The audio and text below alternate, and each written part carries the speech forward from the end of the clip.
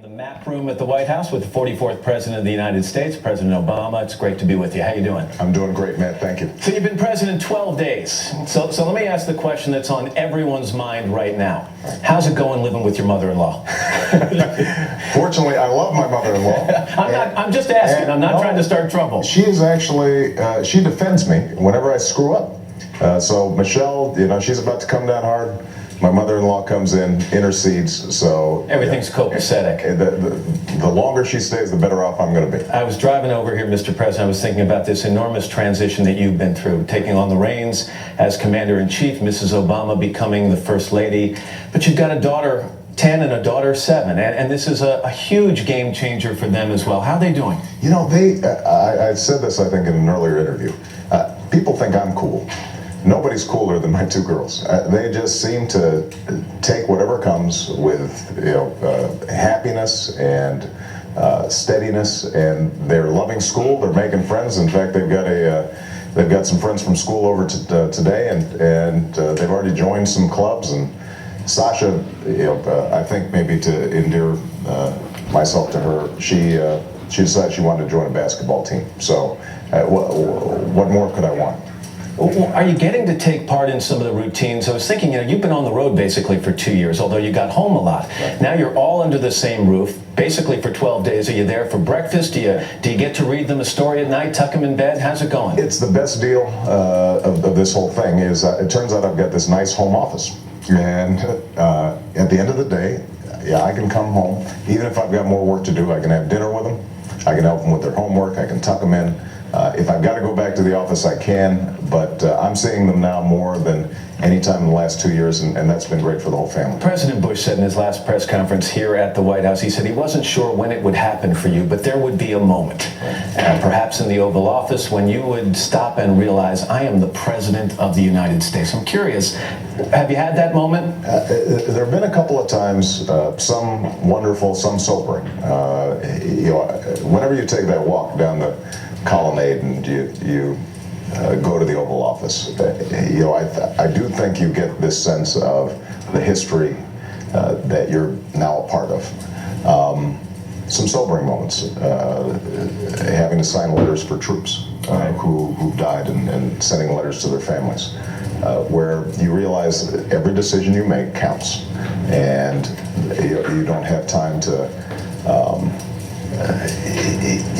you don't have time to spend a lot of time on inconsequential stuff. You've got to focus on, at this point, putting people back to work, but also reminding yourselves that you've got hundreds of thousands of people around the world who are putting themselves in harm's way, and you're the commander-in-chief. You talk about sobering moments. Even as a senator and member of the Foreign Relations Committee, you were getting intelligence briefings on the campaign trail also and during the transition. But now, from what I understand, every day you go down there and there's that intelligence briefing on your desk, and it's got to contain some pretty sobering stuff.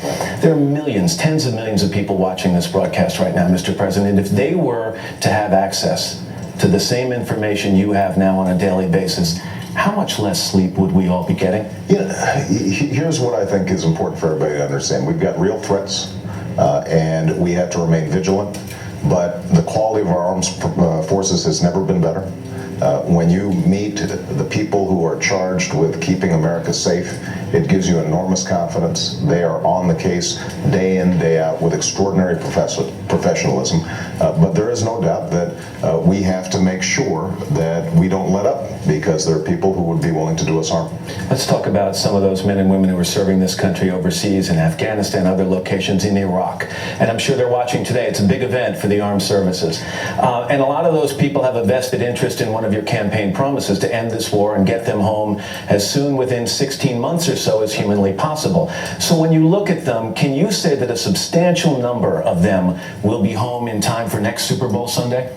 Yes. I mean, we're going to roll out in a very formal fashion what our intentions are in Iraq, as well as Afghanistan. But in conversations that I've had with the Joint Chiefs, with people, the commanders on the ground, I think that we have a sense now that the Iraqis just had a very significant election with no significant violence there, that we are in a position to start putting more responsibility on the Iraqis, and that's good news for not only the troops in the field, but their families who are carrying an enormous burden. The economy, I mean, people are going to watch this game today. They're going to blow off some steam. They're going to have a good time, but a lot of them are going to go to bed. They're going to wake up tomorrow morning, and the worry's going to start again. They're going to worry about losing their jobs and their homes and putting their kids through school and making ends meet.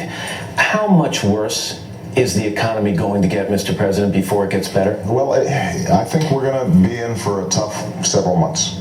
We've got to get this economic recovery plan passed. We've got to start putting people back to work. We're going to have to straighten out the credit markets and make sure that credit is flowing to businesses and individuals so that they can start investing and hiring people again.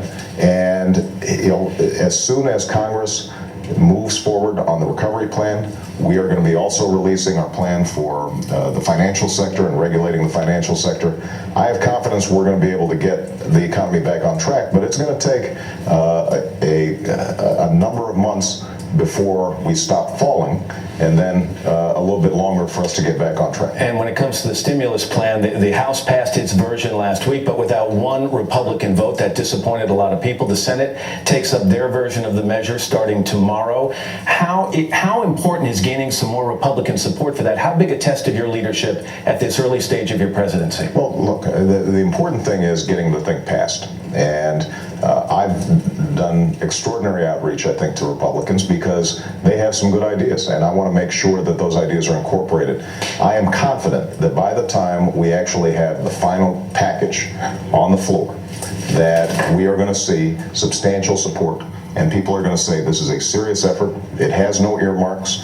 We're going to be trimming out things that are not relevant to putting people back to work right now. Can you predict a number of Republican votes? Of course you wouldn't not. do that No, now. I wouldn't. But I'm confident that, look, I think that the House Democrats actually adopted a number of the ideas that the House Republicans.